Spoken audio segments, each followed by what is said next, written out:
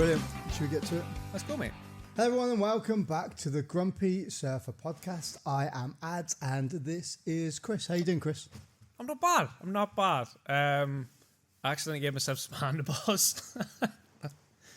So that was a good day on Sunday. I wasn't paying attention when I shaved and just had a bare blade. Just got up to my chin, then looked in the mirror and went, oh, man, I'm going to have to sort it. But I thought, well, it's Christmas. In the spirit of Christmas, let's have some handlebars. Nice ginger, handlebarred Santa Claus beard. Something for the missus to hold on to. It's not that long yet. I know. Are you going to put little tassels on it like a little Gandalf? Ooh, that's not a bad idea. It could be like one of the dwarfs. Like grow it out here like Gimli. Mate, I'll do a Gimli, but just for the handlebar, and then it attaches down the bottom. Yeah, what's his name? Look like a right dick. What's the guy called, the UFC referee, Beltrain? Oh. He's got the big beard. I can't believe that beard, man. It comes all the way down. He's a ledge. I love that guy. I love when he refs as well, because it's just he's just something else to watch. Well, he tucks everything inside his shirt, doesn't he? Oh, does he? Yeah. That makes sense, yeah. And how the fuck did he get the job? I don't know. Do you know what I mean? I also think that a lot about a lot of the referees, though.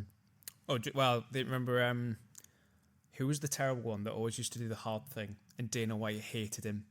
Was it? It was like not Magalese. It was like something like that. Was it? I want to say Nagasaki. I know I'm wrong, but that guy, he was useless.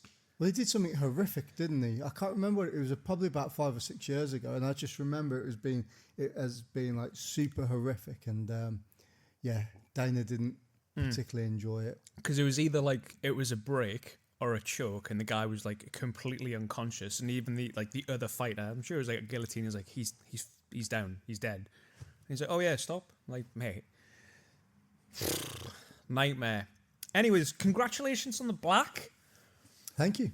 How do you feel? It's been what, a month? It's been about a month. About a month now. Yeah. Yeah. It is a very strange experience, and a very strange feeling, I think. And it's very much, I think when you work for something for so long, I don't care what people say about you don't aim for getting promoted and bouts, but you do, because that's a progression thing. When you're a white belt, you go, I can't wait to be a black belt, or I wonder how long it's going to take me to get there, because it's it's the pinnacle of what you want to achieve. Definitely. And I can't. It would be inherently wrong for me to say, oh, it was a surprise, because I've been a brown belt for 3 years, and I've been training for the last 3 years. Consistently as well. Yeah. You open this place and it's just been sort of non-stop doing here, or the old place, but then also going to Exeter. I think you went Mondays and Thursdays, so that's a lot of training to put in. Yeah, so sure. I was training a couple of days a week, 6 days a week, so almost kind of full-time professionally. Yeah. But I'm 43 years old, and I feel a little bit broken at the moment. I've said this to quite a few people, that I'm just kind of stepping back for a couple of months, just to kind of let things heal. Well, that's going to be difficult, because I've actually, if you remember on the last podcast, I bust my knee. There was the knee, and then you said your hip as well, wasn't it? Yeah, there's lots wrong. And your shoulder, and your neck. Yeah, but my knee's the worst one. Is it's causing a lot of issues now, because I twisted it when I was kneeling. My foot. My foot came. I do remember round, you saying this, yeah. And it's caused a bit of an issue. Anyway, digressing massively here. Yeah, it was almost kind of like a relief as well, because you do put yourself under a lot of pressure to go, right, I need to get to this point. But it was also nice. I bet, yeah. And James said to me when Al got his black belt about 9 months ago, in May, he said, you're going to cry when you get it. I know you are. I was like, mate, I don't cry. I don't cry. And I nearly did. I probably will. Yeah, and it's quite an emotional thing. Like you said, how long you trained? Like, about 10.5 years. Yeah, 10 years. That's longer than degrees. That's longer than a lot of things to spend like a significant amount of your time like aiming towards this goal that you've had since white belt, where you're like, I'd love to be at that position. And I just want to point out that it was never my intent either. Like I started doing jiu-jitsu because it was just something different to do outside of training in the gym and going surfing. I was sick of doing the same old gym routine, and when I started, the goal of it wasn't going, oh, I'm going to be training for 10 years. I just did it, and I think we'll probably come on to it in a little bit, but the big thing for me, or it's a good ease into the conversation. Okay. The good thing, the main thing for me is, and what I said when I received the black belt off James, was that I've never been. I wouldn't class myself as like above average, someone that excels in everything. But what I do is I do the things that I've done things that I've had in my life. For instance, Royal Marines, right? 22-year career. Going through recruit training was horrific for me because I didn't particularly enjoy it. But I wasn't one of these people that go, do you know what? Fuck it. I'm just going to go and do something else. I was like, right, I've made a commitment to doing this. Yeah, I'm just going to see it out. So I got through it. Mm-hmm. And that's just kind of how I saw everything. Yeah. And then I went and did one of the other hardest courses that you can do in the Corps as well. So I went and did my PTI's course as well, which is 17, 18 weeks of getting fragged. It's like an ML course. Yeah. But condensed, and you're just doing phys 4 times a day, which might sound awesome, but after about 2 months of doing it. After that amount of time, that's going to be a lot of... Yeah. But again, I wasn't the fittest guy. I was not the fastest runner, but I just kept going. It's like a resilience. Just kept going and did it, and I achieved that, and I passed it, and and it's the same with jiu-jitsu. It's just consistency. Definitely. Just staying on top of it, and don't get me wrong, there was many times where I was sat at home going, oh, I can't be fucking arsed today. Yeah. Or like, people are asking, Adz, do you want to go and train? And I'm like, oh, not particularly. Mate. Not today. Can I just sit here and have a beer? Yeah, I might just watch the TV, or I'm just gonna mong out for a bit. Yeah. But I've gone, do you know what? Fuck it, I'm going. And 9 times out of 10, those are the best sessions that you end up doing. Yeah, I always prefer those ones because I'm like, well, at least I'm doing something as well. Because I'll guilt myself into going, I guess, when I can't be bothered. I'm like, but if you don't go, you might miss something. Kind of FOMO. And you never know, because you might learn something. You might go, oh, and just like something may just click for you. And that, yeah, you are right. Those are the best sessions for sure. But it was really nice getting my black belt off James, because I started with Exeter. Exeter was... Oh, nice. Down at Riverside. Was that there at that point? Yes. Yeah? Yeah, because we went to Riverside, and then that burnt down, and then they moved to the other side of Exeter. Riverside burned down, did it? I think something went wrong with the back of the swimming pool. The swimming pool burned down. So the roof of the swimming pool, and that there was like fire damage and stuff to it. So they shut that down for a bit. God, that's ironic. And it moved, I know. And then it moved to the other side of Exeter by the View Cinema. And nice. And it was in like the other like LED like gym bit. They've got another gym over there, which had which was really weird because it was like in a like a spin studio, but it had mirrors all the way around. Oh, nice. And it was really weird. Yeah, I think I've trained a place like that where it's like one side was just an entire mirror.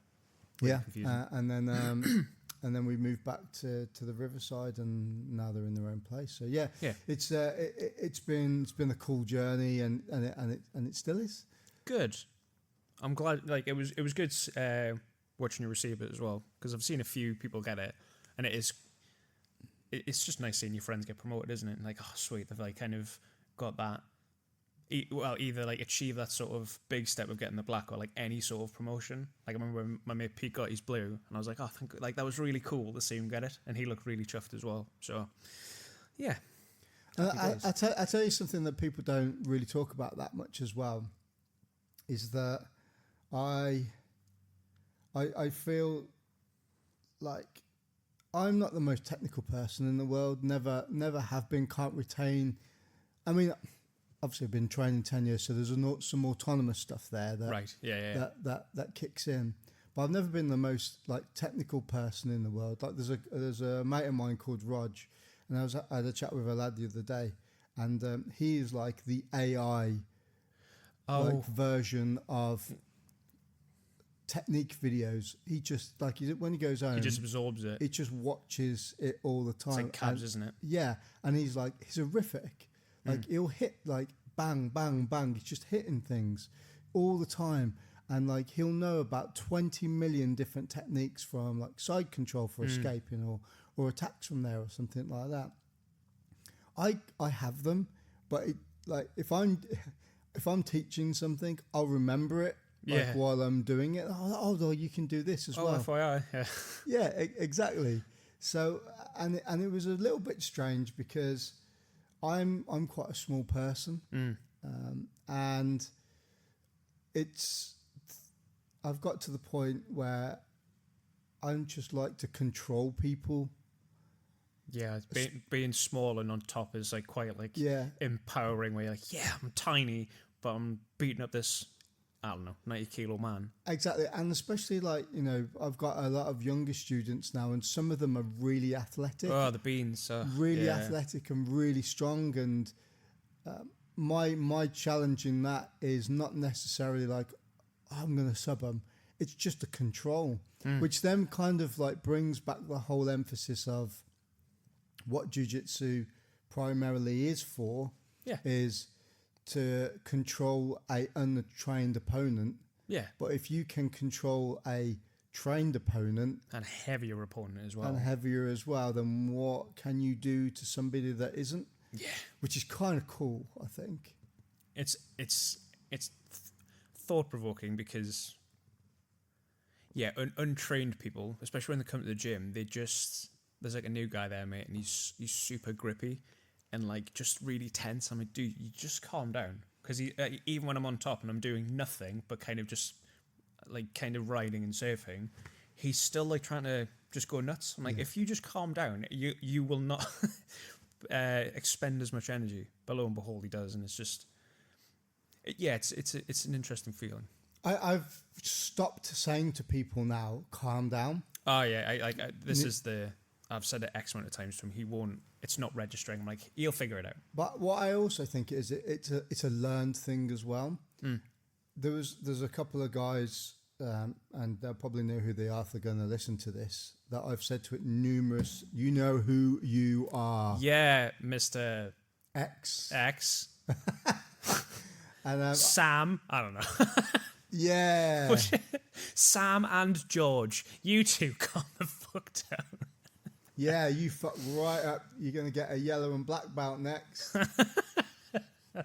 Yeah, so I've stopped saying to people like calm down or try and tone down the aggression or take this away, because one of my guys is actually technically absorbed it really well, but he's just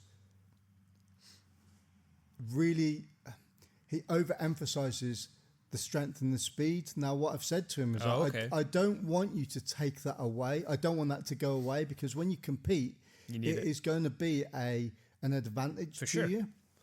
So if you can be strong, fast, and have technique as well, then you're going to smash everybody. It's like the trifecta. But what you need to try and do is, when you're in a training environment, is just not do that. Bring it back.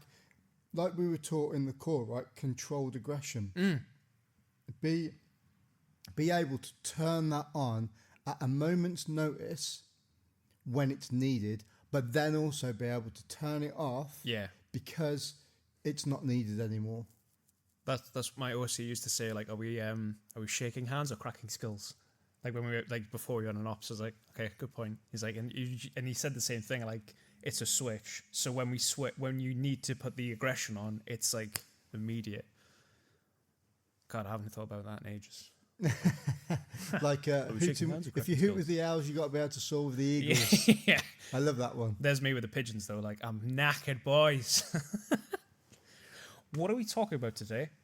Let's talk about first thing. As we talked about me getting my black belt, let's talk about a little bit about belt jealousy and when people get promoted and stuff. And I've definitely had belt jealousy. You must have. 100%. Yeah. Yeah. Did you have it at brown when someone got their black? I've had it at every single belt pretty much. I remember having it at white when I first trained, and someone got the blue, and I was like, "But he's shit." Like, I was terrible, and he was actually better than me. But I think at white, you just don't understand at that point. I remember that. I was ages ago. Bloody hell. The other one is you, because you don't know that many techniques and stuff like that, and you kind of at an early stage, I think blue belt, white belt, you're learning the game, you're not understanding it. That's true. And that's not just I'm not talking about the techniques and the rolling side of things, the whole sort of like plethora of it all, everything that it encompasses it, whether it the mindset, how you roll, what you're doing outside of it, you strengthening, all that sort of stuff. And I think that because you get to that point, you compare yourselves to other people a lot. Oh, it's the worst thing though. And you do it by like just subconsciously, don't you? Where like I'll compare myself to Ronnie because he's better than me, and I'm like, that's my sort of goal to achieve. I shouldn't. I should just like try and compare it to like last week's me or last month's me. Like, what have I improved on? But it's just so hard to get in that mindset of like I'm better than I was yesterday, because you just don't feel it as much, I guess. I think one of the things one is really crucial is the whole element of like beating somebody. Yeah, that's okay. That's probably what it is. Because you're like, I used to get like mind blocks with people. Oh yeah, you mentioned this the other week actually. Yeah. So you roll against somebody that you know that's better than you. Mm-hmm. So before you've even gone into that mindset as I'm going to get beat, I'm going to get submitted, like straight away. Yeah. So my mindset of this is, okay, what do they generally get me in, and what can I do to advance in this and get rid of this mind block? Advance or avoid. So the advice that I used to give to lots of people, and I use this as Johnny. So when I started training, Johnny Gurr. Oh, right, okay. So when I first started training, Johnny Gurr was a blue belt. Right. And first session, he must have submitted me about 12 or 15 times, like in one round. Triangles, arm bars, everything. I was like, fuck, this is horrific. Yeah. But the analogy I use this now with my students is, if that one person submits you 12 to 15 times in that session, the next time you go against, try not to get submitted 12 to 15 times. Try to make it like 9 times. Or 11. And then what you're doing then is, instead of like trying to beat that person, is that you are now slowly understanding that you're learning and you're progressing, because those things are not happening to you anymore. Yeah. So by using that as opposed to going with that person and going, fuck, I'm just going to get smashed.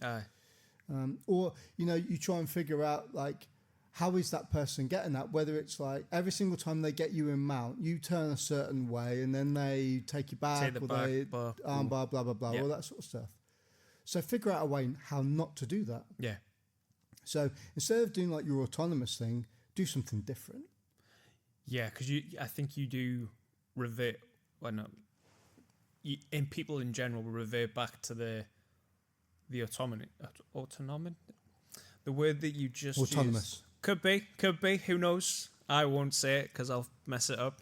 But that word, you will revert back to what you know, as opposed to trying the new thing, because it's like, but what if it doesn't work? But they're the things that you should try, because you might find something new and different that might, just get you out of it.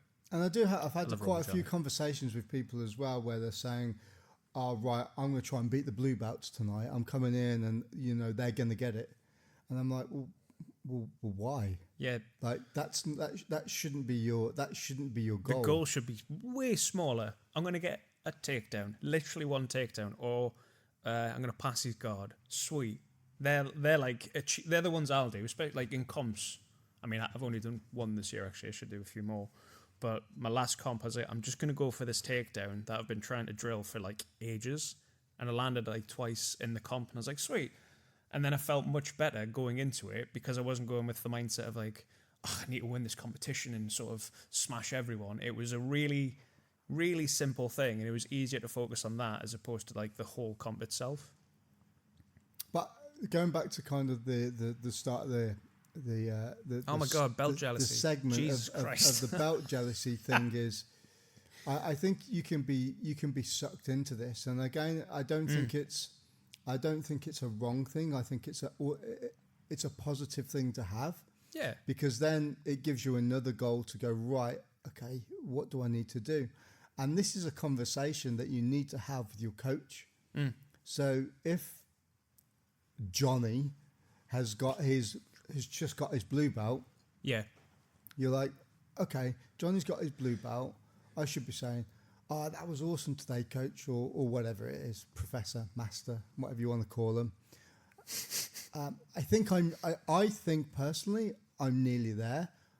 But what do you think I need to do to work on? What can I work on? What can I work on? And I think that's a really important conversation within a gym and an academy, is to be able to have that approachable conversation with your coach, because otherwise you're just, how are you supposed to know? Yeah, I try and do this after if I'm getting smashed by someone and I'm not too sure, I will just ask the person or the coach and go, what was I doing wrong? I used to do this loads actually. I was like, what am I doing wrong? What can I improve on? And every time I roll with James, I'm usually asking something like that, because he always just does something different. And he's like, oh, don't do this. Or do this. And it definitely helps sort of improve your game. Yeah, but definitely for belters, that is good advice, Adz. You are full of it today. It's almost like I know what I'm talking about. I wouldn't go that far. I'm kidding. You definitely know what you're talking about. Sort of. Music. What the fuck? Music. Is that the next thing we're talking about? It is music. Excellent. We've given up trying to link these together. We're just going to jump from point to point. I love it. Because I fucking dribble like an absolute bastard when it comes to stuff like this. And I'm just like, I can't even fucking remember what I've been talking about like 5 minutes ago. I mean, yeah, we definitely went off topic there. But music, go on. So what's your thoughts on music while you're training, music while you're rolling, while you're doing technique? Like, what are your thoughts on it?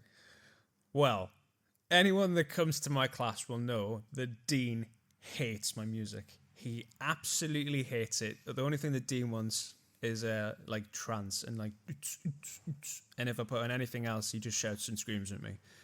I don't personally mind with music. I don't think it affects me as much.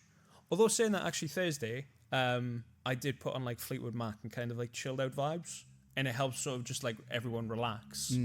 So we were like, we're practicing foot sweeps at the moment. And I'm just trying to get everyone like to relax and just try and go with the flow. Because, we've got to do like the skip timing. Mm-hmm.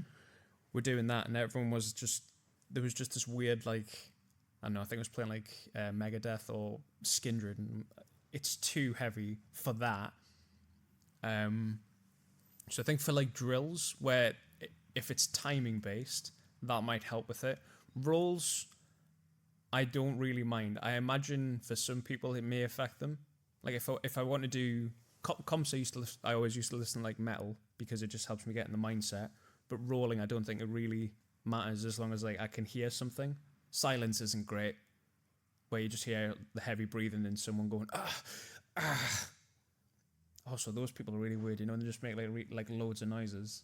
We've got like a few in the gym. Like one's like It's like listening to a porn audio book. That's you've got great description. You've got no visual. You've just got all the sound effects that come through. Someone's actually done that on YouTube where they're like, is it porn or is it BJJ? And they've put a blindfold on. They're going to try and guess which is which. That's not a bad segment to do, is it? It's really good. It's great. I think that music is a really good tool to have, but I get a little bit like sucked into it because I'm a bit of a stickler to music. I like lots of varying different types of music, all the way from like grunge to metal to salsa music to country.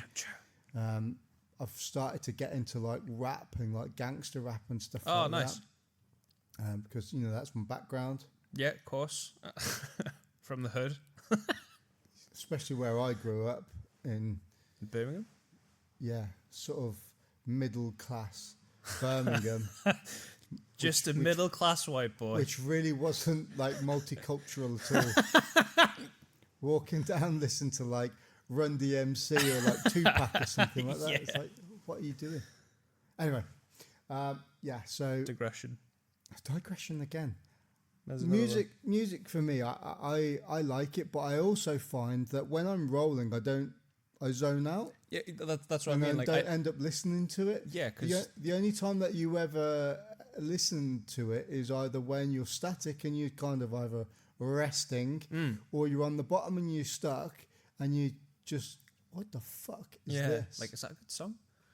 Yeah. Why is Yeah, I think before comms, music is good to get you sort of, and that can be anything. Mine's obviously just metal, or like something just to kind of get me in a mindset. But yeah, like I'll turn it off or I'll put it really quiet if someone's speaking, because it does detract, especially when you're trying to learn. And then if everyone's drilling, maybe something a little bit lighter. It's not like Warrior though. Remember that film with Tom Hardy where the dude's like, Beethoven, remember Beethoven, and he gets like an normal plot or some shit. That was such a stupid part of that film. I don't think I even paid that much attention to it. There's a new Netflix called The Cage, I think it's called, and it's got John Jones and Firas Zahabi and what's his name, George St. Pierre. They're all in it. Really? Yeah, man. I saw it the other day. What is it, like a drama? It's like, do you remember what was it called? Not Warriors. Who's the oh my god, he did a documentary on Netflix about different martial arts in different countries. He was in Warrior. Frank Grillo. So it's a little bit. He was in an MMA TV series. I can't remember what it's called. Holy shit, I remember watching that. It was like The Kingdom or something like that. Yeah, in The Kingdom. The dude from one of the Jonas Brothers was in it. Yeah, I remember that. Yeah, and it was okay. So it was a little bit like that, but I think there's only like 6 episodes. I haven't watched it yet. I can't bring myself to watch it because it might be Chad as your dad. But it's got John Jones on it that looks like he's got this big beard and it looks like someone's just got his face and put it into a mincer, and it's got loads of scars all over his face. I was wondering I was like, why? He's like sat down talking to this kid, but he's got like all these. Like all that might be his natural face. I don't know, but I don't think it is. Anyway, music. Yeah. So yeah, music, good for comms. Can't listen when I'm rolling because I'm too busy getting smashed by someone. Something light for drills. I tell you what I have put on previously is salsa music. Cha cha cha. Not like super. I'm not trying that on mine. Salsa. If I put on salsa and Dean's there, he's gonna throw me out the door. It's I think like dance salsa or like dance salsa, like techno salsa. If I can find like techno, if you give me a techno salsa song, it was brilliant. Give me a techno salsa song, I'll put it on, and we'll just film Dean's reaction. Some of the open mats that I've done, lads are like that. Yeah, can we put that on? I'm like, okay. Oh, please send me it. I'll put it on tomorrow. I'll find the playlist for it. I'll let you know how that goes when I've got a black eye from Dean. I tell you one thing that I did learn very early on, and I keep forgetting, is when the kids' classes are on, check your music. Oh yeah, I've done that before. I used to have like have you had the adults there and you hear like someone's dropping an F-bomb, you've got to like run across like, ooh. Well, I had Rage Against the Machine. Excellent. Good choice for a kid's. It was just going, fuck, fuck, fuck. And one of the dads was just sat on the side. And I was like, oh my God. And they turned it down a little bit. They were all laughing. They thought it was funny. You just forget, don't you? It is one of them. I think the first one I ever did was when I started doing the kids classes was I had Alanis Morissette playing, and it was talking about like a boyfriend was cheating and stuff like that, and she was, proper, and it was really inappropriate as well. Oh, good. It was talking about shagging and loads of F-bombs. I don't think the C-bomb went down range, but it was pretty close. I turned round and Jess, one of the mums, came over here and she said, Adz, have you listened to the music? And I was like, oh my God. And then we all started laughing, mate. It was really funny. Oh God. Yeah, maybe make like a kids playlist, eh? I don't know. It would just be all Disney songs then, wouldn't it? Perfect.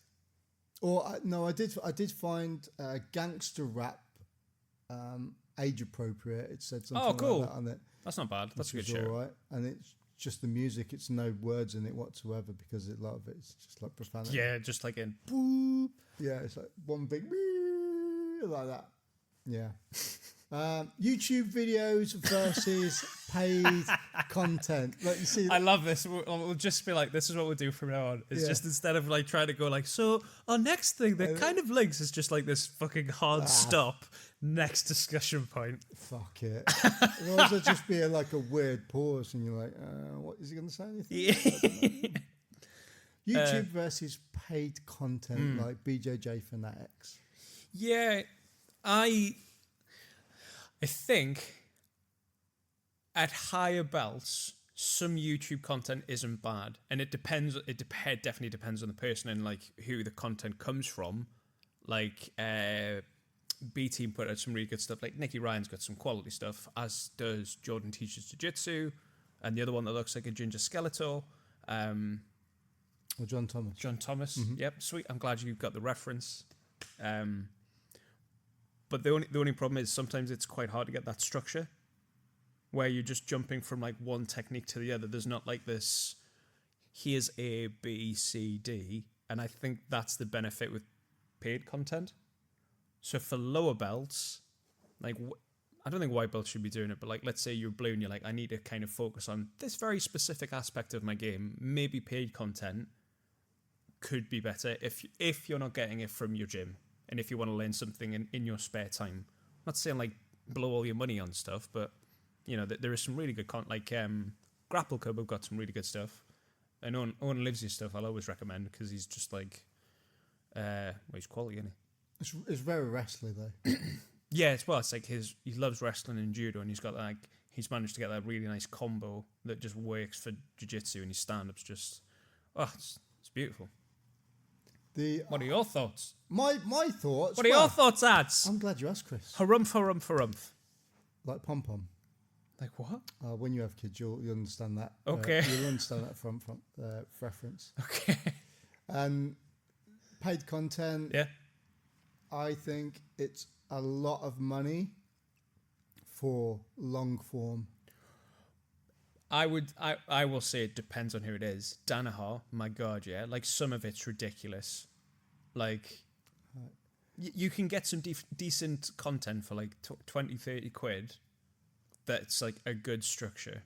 But that's probably as much as I would pay if I wanted to, like, again, if I'm like, I don't understand how to do this, I'm not really learning from the gym, or I want to learn something completely fucking random, like, I don't know, Enter the Matrix, for example, like getting into that position, how to do that, paying the course for that, fine. I did pay, it was £10, was it £10 a month for John Thomas's stuff? Mm-hmm.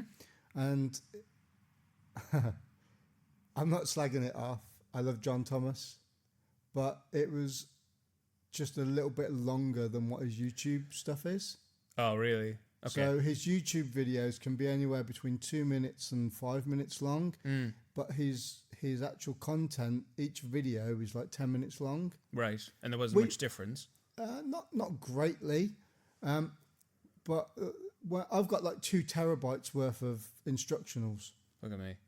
Which has got loads and loads of stuff, loads of Danaher stuff. Yeah. Mikey, I can't name all of them because there's millions of them. Yeah, of course. What's 2 terabytes? But I always find I can't concentrate on it. Yeah, that's probably the hardest thing for paid content. Like YouTube, you can go, I want to find this really specific thing. Don't need to know like the ins and outs. Maybe I'll figure that out. But the paid content, I'll do like one video and I'll try and be like, just watch this one video, Chris. Then go away, try and remember that, and like implement it somehow in your game. What I don't understand is that jiu-jitsu tutorials, they're amazing, but their things are very much like, I had a look at Mikey Musumeshi's like Bolo stuff, right? Right. And there's 5 videos to it, and each one of those videos is an hour and a half long. No.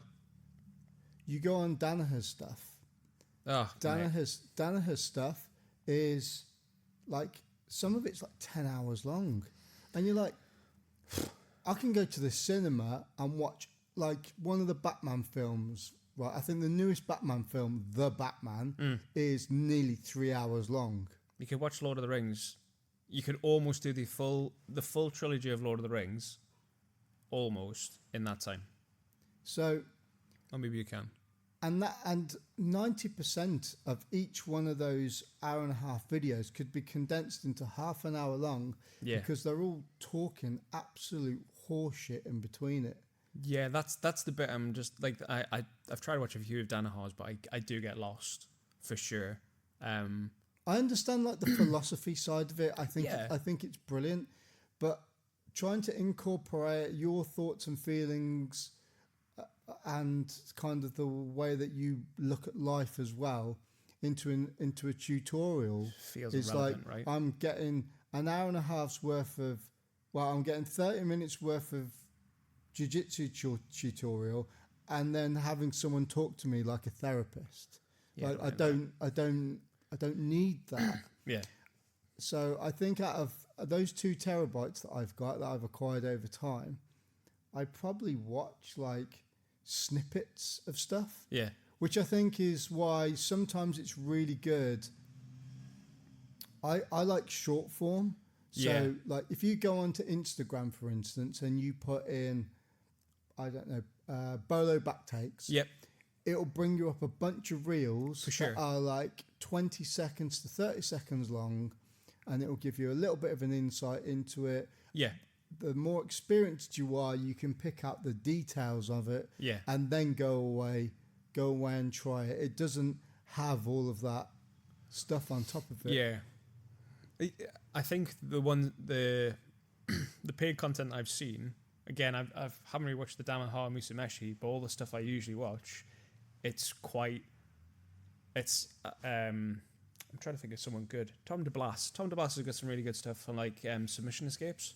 So he does one on arm bars. He's like, here's one way of escaping the arm bar at the earliest opportunity. Here's it at the middle. Then like if you're getting later and later. So that makes sense to me, because it's step 1, step 2, step 3, step 4. And that's the thing I like on the paid content. And also he just doesn't ramble. So he does it and explains the grips and explains like the mechanics behind it. Great. Next one, sweet. And then I start like trying to, like I said, if I can put that in my game, or hopefully remember it when I'm not getting smashed by someone. As opposed to Gordon Ryan and John Danaher going, what you've got to understand is, and like, mate, shut the fuck up and just show me what it is that you're trying to do. I don't need your autistic ADHD bullshit to show me how to do it. What are the intricacies of it? What are you doing with your toes and your pressure? And move on. Yeah. And move on. And so I don't really watch stuff, if I'm perfectly honest. I'll watch like it's just those little bits. I think now, like, because I was almost just called it a fucking career there, I'm late in my stage of jiu-jitsu where like I can watch an Instagram reel and go, okay, I need to like think about this thing, I'll go, okay, that's interesting. Maybe it's these things, and I can play about with it. But I think for the younger belts, the white belts and the blues, that'll be difficult for them to try and use because they don't know pressure. And like you said, like pressure where you put your feet and the sort of grips, and they'll mess it up. Sometimes though, you can get absorbed into it and lost. And the thing that you thought, yeah, it's really cool, I'm going to try that, you forgot it 10 minutes later. Oh yeah, for sure. I've done that 100%. I've said to my students quite a lot is try and stay away from YouTube and Instagram. I know it's really difficult to do. I get people messaging me a lot of the time with links to videos. Just like, do you think this will work? And my reply is, try it. Try it, see if it works. And if it does, great. If it works, brilliant. But if it doesn't, and the main thing with all of these videos, and again I say this quite a considerable amount, is that the reason why these people can do it is because they've been training for 15, 20 years. Oh, yeah. And they are drilled, and they look so fluid and look so precise. It's because they know how to do it. They're that high level. Well. They're that high level that they can do those things that they are showing you. If you've been training 3 or 4 years and you're trying to do some sort of like, I don't know, Levi Jones Leary, inverted reverse De La Riva to back tape to saddle or whatever it is to 411, I think that you're going to mess it up, and I don't think you're going to absorb it, and you are going to lose the fundamentals of what you're actually trying to do. So, I love the idea of the concept is great of all these tutorials, but I really don't think that people should get absorbed into it too much and really focus on the fundamentals of a game rather than the little bits that are like the add-ons, because that can come later. Like the DLC, Or like when you go to an open map, play with it, mess around with it, play with it, but don't make it like your actual game, because you'll not be able to do it because you don't have the base of everything. So when you're next at an open map, set yourself a little goal and go, I'm going to try and do this thing. Don't worry about getting tapped or fucking it up. Just go, I'm going to try this thing. If it works, great. If it doesn't, keep trying, because you might get it. One of my favourite sayings in the whole world that I use and I say to my students, and it's nothing philosophical, like philosophical? Falafel? Falafel, sir? Falafel? Philosophical. Philosophical. It is nothing like Danaher. It's nothing like Chris Hoyter or anything like that. I just say, don't be shit. Okay. How do I get out of that? Just don't be shit. Just don't be shit. I remember I asked Akio once, I was like, have you got any advice or something? I think it was like one of the first times I'd roll with him. I was like, got any advice on like how to improve or do that? And he's like sitting there for ages going, yeah, just be better. I said, excellent. Cheers. I mean, he's not wrong, but I was expecting something like profound knowledge from Akio. Well, that's just a PC version of don't be shit. Exactly. Akio's just a bit more polite. Don't be shit.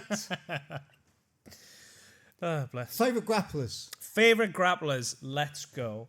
I've already mentioned him, actually. Owen Livesey. Lousy? Fuck. Well, we'll find out when he comments on this video, right? Yeah. Like he's quality. I met him up in Worcester at 3 Points Martial Arts during one of his seminars, and it was great. He's super chill. Him and his Mrs. Julia. Super chill guy. Really, really knowledgeable, and an absolute beast on the mats. He foot swept me as well. It was so good. And watching it back, I feel really stupid because I was crossing my feet, but I've not done it since because like I was like, how did you catch that? And he's like, oh, you crossed me your feet. I was like, was it? I was like, yeah, just double check the footage. He was like, okay, but yeah, quality guy. I've got a great story about that. When I first started Mahara, right? The lads know this story from my gym. One of my blue belts used to be on the GB judo team. Like back in the day, Sam. I was going to say we'll keep him remain nameless. Nah. But his... Name the motherfucker, it's Sam. It rhymes with ham. Yeah. Ham and mass backwards. Anyway. Yeah, you trying Oh, to right. think about Jesus that Christ. I was like, Sam backwards is Sam. mass. Fucking hell. Yeah. Anyway, Too many beers. took him down to Exeter. Too many beers. Took him down to Exeter, doing the warm up Oh, bits, I and we remember were this. just doing some light technique, and he got double sleeve grips on me and just did a massive foot sweep, and I went flying to the ground, and everyone Winded. went, "Ugh," and I Yeah. was like, "You motherfucker!" And do you know what, right? It could have gone two ways. I could have been like, "Oh my God, you've just shown me up in front of like all the guys that I've trained with for years and years and years, and no one's ever done that to me." And I laughed. I thought it was funny as fuck. I was like, "Mate, that's legendary. You need to teach me that shit." Yeah. And over the last few years, you know, he's been great, and he teaches some great takedowns. Well, this is the thing. Like, if that's where his strength lies, then absolutely pick his brain. Like, I remember when I came wrestling, he was just trying to foot sweep me the entire time. Like, stop, please. Bless him. Owen Livesey, next one. Oh, well, what's yours? I've done mine, and it gives me time to think of one whilst you name yours. I love the AOJ guys. What, Mendes? Yeah, I love them. They're my size, my weight. Yeah, definitely. Very flowy, very surfy with their jiu-jitsu. But they're really good at pinning. Like, they use the shin staple so often. Like, if you look at a lot of their like leg drag stuff, and when they're passing from headquarters, it's always going to be a shin staple in some way, or like a shin weave. Yeah, or a leg weave. I love all of that stuff, and that is primarily what I pride my game on, is being able to kill legs and use my legs to pin their legs too. I just think that their jiu-jitsu looks very effortless and flowy, and it's beautiful to watch. And that's kind of what I don't emulate, but I like try to use that, because I think if you're flowy, but you still use pressure, and you can use that to pin bigger blokes, which the majority of people are bigger than me. That shocks me, Adz. No, in my head I used to think I was massive, but then you look at photos and I'm like, oh, I'm a tiny boy. It's like the Lord of the Rings like profile picture, right? and I am a small thin Gimli. Yeah, I'm a little elf. It's like, who's that dude down there? Who's that tiny boy with you? Oh, this is Adz. Who's brought the kid that's got a massive head? He's got a massive head and a fake beard. Yeah, I also love Marcelo Garcia. I was just the way to say it. If I could name anyone else, it'd be Garcia. Like, his ADCC matches are just something else. There's a bit where he's fighting Kron Gracie. There used to be this guy, I don't know if you used to watch him, called the Ayrshire Grappler on YouTube, and he used to do a breakdown of like really high level matches. He does a breakdown of Marcelo Garcia versus Kron Gracie, and Marcelo does this bit where he's passing his guard, and he does like a moonwalk sort of motion with his shin staple. It's you know your Billy Basic windshield wiper. He does that, but at this level, and it just looks effortless. And he's just so good at just.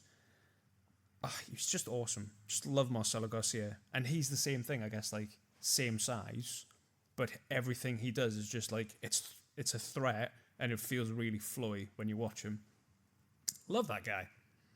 I also like the match, and I watched it repeatedly, is Marcelo and Roger Gracie. Marcelo plays a lot of butterfly guard and an X guard. Yep. And he does loads of sweeps on him. Yeah, he does. It's great to watch, because I love hooks and stuff like that, and elevating people. Again, talking about games, that's generally my game. Yeah, and his butterfly is awesome, actually, isn't it? Because he always goes in like the shoulder clamp. Yeah, shoulder crunch, and using his legs to elevate. But if you ever look at Marcelo's legs, they used to be massive. Mate, they were tree trunks, weren't they? Yeah. Like Chris Hoy. And I think he's got signed by one, hasn't he? He got signed by one. He's doing a match with Imanari, I think. Yeah, I'm pretty adamant with that. But I remember watching one of Imanari's matches. I can't remember who it was against, but he got smashed. I think it was on Polaris. Who did he go up against with them? was very strange anyway. That was recent, though, wasn't it? Well, M&R is quite old though now, I think. He was like 45. Yeah, but I suppose, well, But my age. Yeah. It's my age. he's your age. But Marcelo As is is what, Garcia. 50? Late 40s, 50? I think so, yeah. And he's recovered from cancer, so good on that lad. 100%. I'd be great to see him. It's great to see him come back and competing. And I love that kind of stuff. If I could name one more, it'd be Terere, Fernando Terere. He was my old coach's coach. So Jimmy Johnston's, that's who he got his black belt from. And I met him as well, and he was awesome. His match against Fabricio Verdum is quality, and his match against Roger Gracie, he lands the takedown. I was saying about that comp. So it's like, when you just pull them towards you and like hook the leg. Yep. It was that. I can't remember what that takedown's called. But yeah, it was that, and he was just so explosive and aggressive, and he was just like such a heavy like forward pressure just from a small guy. If you don't know him, please go watch some of his matches. He's quality. Like Hodger beat him like eventually, but size difference was palpable. Yeah. I don't really have that. I mean, I like watching jiu-jitsu matches. I put them in the background, the EBIs and all that sort of stuff. I think if anybody else that I would probably say that I like to watch as well, and it's really nice to watch, is Fionn. Fionn's quality. Her match with Mackenzie Dern was wicked. Yeah. All of her gi matches are superb when she was going through like the Euros and the Worlds. Yeah, she's quality, mate. So is Julia Owens' missus. I saw her at Enya, the first one. She got this massive hip throw.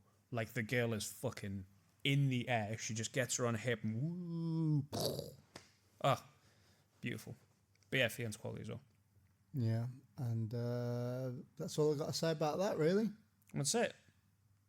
50 minutes, done. That's it. So, thank you for stopping by and listening to... you know what? There's going to be tangents. If you don't know by now, there's tangents in this. But we'll keep writing little points down, and we'll just be like, point done, next one. Bullet points, done. Next conversation bit. Next bullshit stuff. Yeah. Anyway, waffling. Chris, thank you. No worries. Have a lovely Christmas. You too, mate. I'm so excited. Grow this out so next time you see us, I'll be like Gimli. Yeah. And thank you. Thank you for listening. Have a wonderful Christmas, you person listening / watching. And yeah, that's it. Cheers. Bye. And that's it. If you like the podcast, please like, share and subscribe on your podcast provider.